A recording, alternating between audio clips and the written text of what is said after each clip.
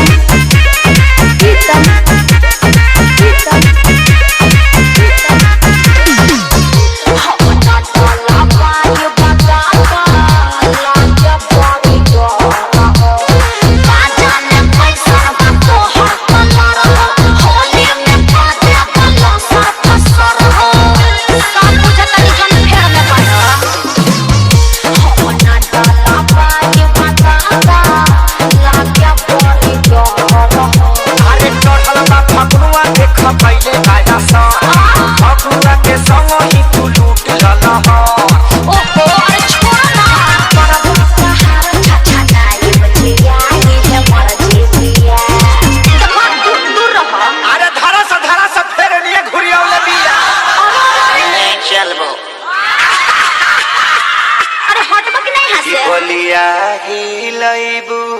की बगसर हिलाइबू तोहरा कोनो दिक्कत बा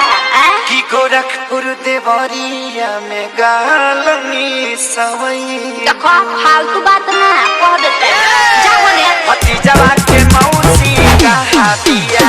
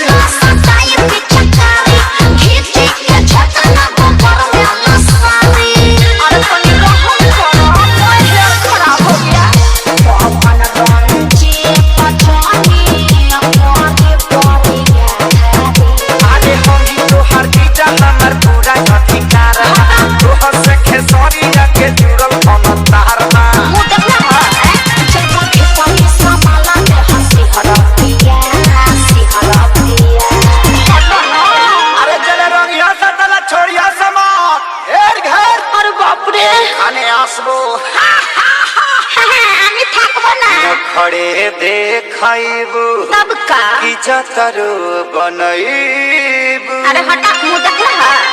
असो के फगुनावा का सुखले बितइबू सुखले कहे के बीती जाकर भौज